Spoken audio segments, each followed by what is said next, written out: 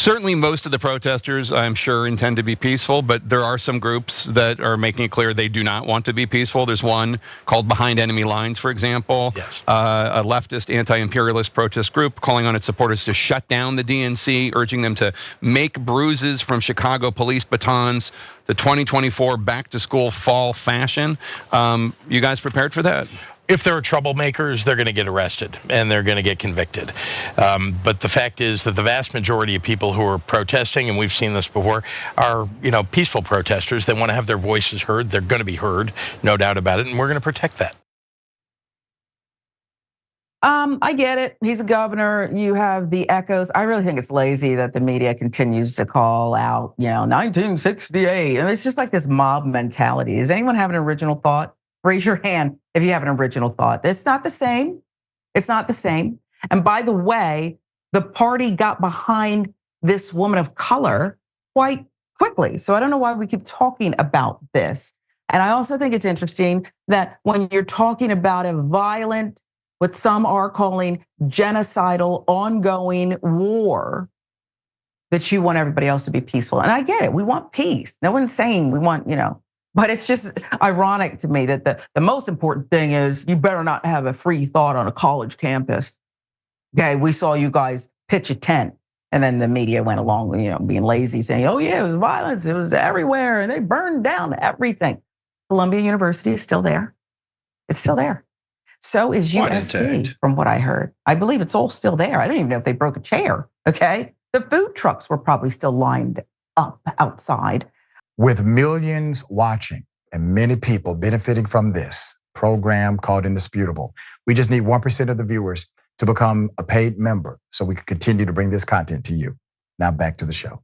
But anyway, that's the Illinois governor, J.B. Pritzker, had a forceful message on Sunday for protesters arriving in Chicago for the Democratic National Convention. If you get violent, you're getting locked up. Pritzker spoke with CNN's Jake Tapper on State of the Union. Tapper, of course, cited the 1968 Chicago DNC protest over the Vietnam War. But Pritzker said the city and state had a plan in place to handle pro-Palestinian protesters. I love how they single them out. Yeah, there's going to be protesters there, but I love how they sing. There's going to be a lot of people there and maybe some agitators. But I'm warning you.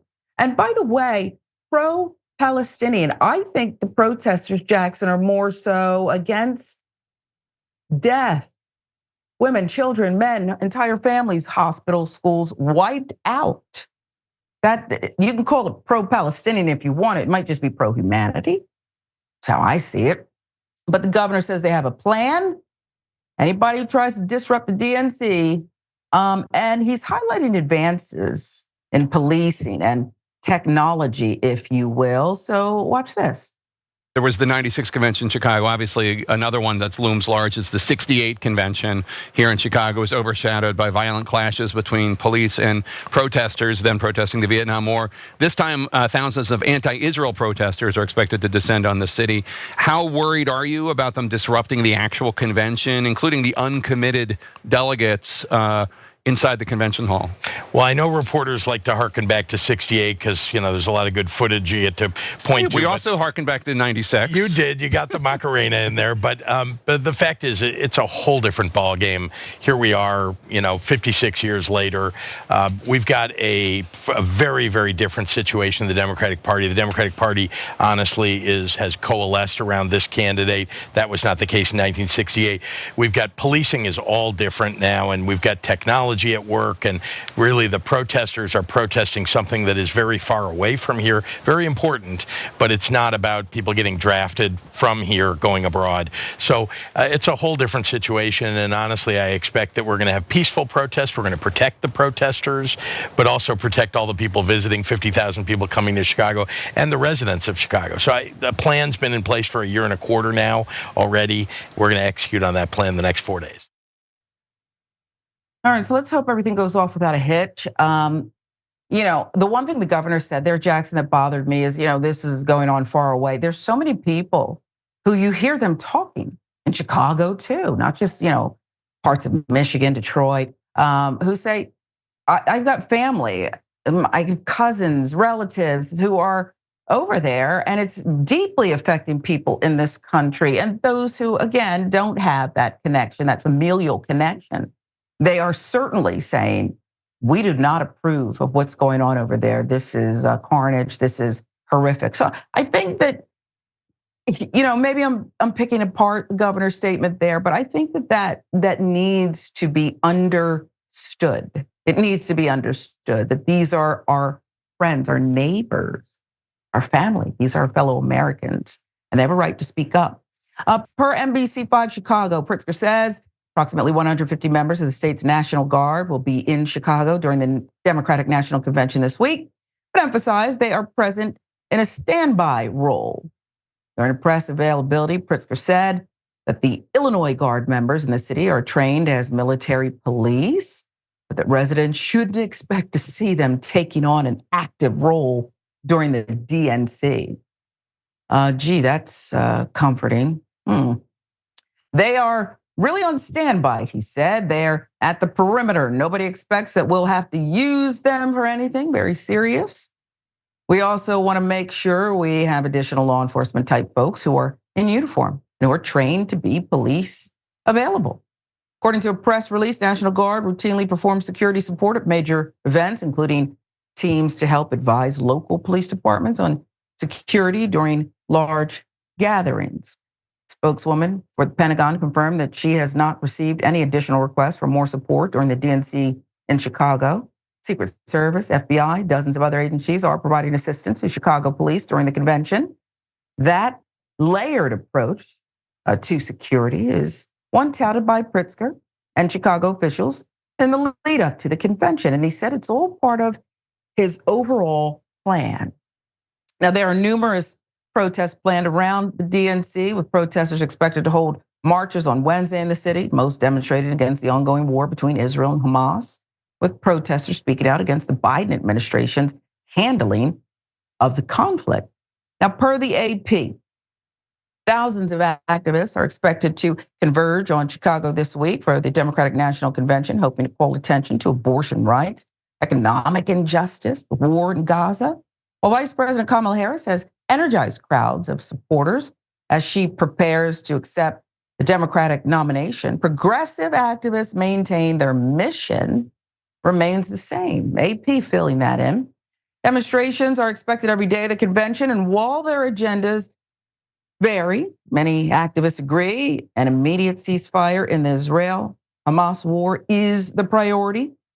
Organizer Linda Lowe said, even though Democrats have pushed to safeguard reproductive rights at home, the issue is international. They will march in solidarity with people everywhere who struggle for the right to control what happens to their bodies, as well as to protest the money the U.S. spends to back wars that could be used for health care, she said. Let's get to the largest group, if you can. Coalition to March on the DNC has planned demonstrations on the first and last days of the convention. Organizers say they expect at least 20,000 activists, including students, who protested the war on college campuses. Activists sued the city earlier this year, saying restrictions over where they can demonstrate violate their constitutional rights. Chicago leaders rejected their request for permits to protest near United Center on the city's west side, where the convention is taking place, offering instead a lakefront park more than 3 miles away. Later, the city agreed to allow demonstrators at a park and a march route closer to the United Center. A federal judge recently signed off on the group's roughly 1 mile route. The city has designated a park about a block from the United Center for a speaker stage. Those who sign up get 45 minutes. Whoa, that's what? Quarter of a Trump rally speech or a quarter of his RNC speech. That's some considerable time. Mayor Brandon Johnson told the AP in a recent interview, quote, "We're going to make sure that people have their First Amendment rights protected, that they can do that in a safe way." Mayor of Chicago saying that he too wants a ceasefire. He's been pretty outspoken about it. AP also reports police have undergone training on constitutional policing. County courts say they are opening more space in anticipation of mass arrests, and hospitals near the security zone are beefing up emergency preparedness. But some have lingering safety concerns, worried that protests could become unpredictable or devolve into chaos. So let's talk about the activist Ty Thurman, protested and was arrested at the infamous 1968 convention. The 74-year-old now lives in Alabama, but says, hey, planning to come to Chicago to protest the war in Gaza. It's extremely personal for me, he said. I see parallels. So maybe I'm wrong. Maybe there are parallels. I will say this that I don't hear us talking enough about, and perhaps I'm wrong, perhaps you and others have been. The reason that they are protesting Kamala Harris is not just because she's part of the Biden administration. They're not coming after Donald Trump. And the reason they're not coming after Donald Trump is because he's not listening. He has no plans to listen. He doesn't like them. He has made it clear he has contempt for people who are talking about peace and a need for a ceasefire. So why would you talk to someone who's deaf on the subject? You go where you know you can have an effect, where you can move the needle. I read recently and was reminded recently about the Dreamers. The Dreamers came after Obama pretty hard.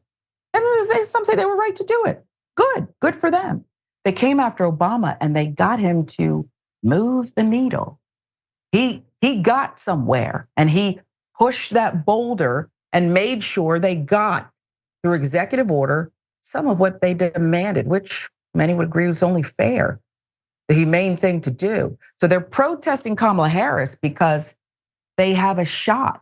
It's why kids go to dad when they want something, because they already know, hey, listen, mom's made up her mind. Don't even bother. Mm-hmm. Am I wrong, Jackson?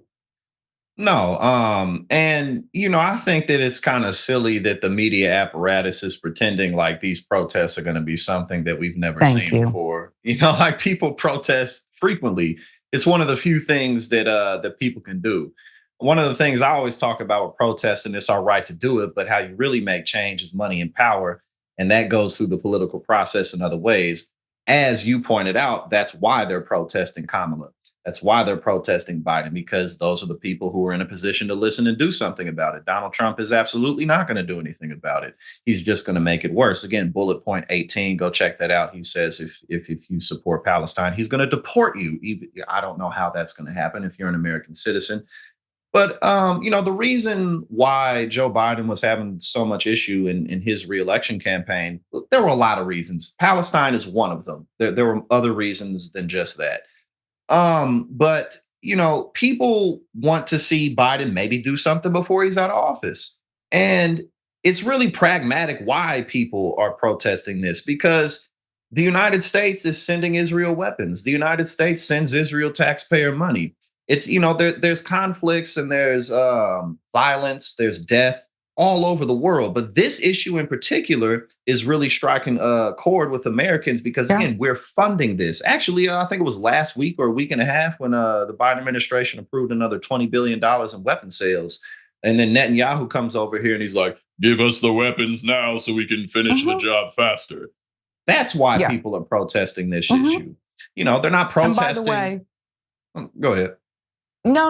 I was going to say, by the way, Netanyahu should not have been before the body of Congress. And he also lied repeatedly throughout his remarks. And that was thumbing his nose at Joe Biden, who he desperately did not want to win. And now Kamala Harris, because if Trump wins, well, they're brothers from another mother, basically. Okay, both of them trying to escape dirty deeds and using and weaponizing their own people. But I would, if I were Kamala Harris, say, we hear you out there, we see you, and we know why you're here instead of over there.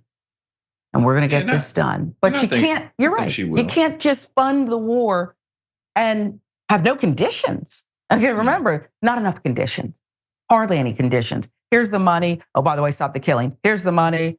Stop the killing. Here's the weapons. Stop the killing. Ridiculous.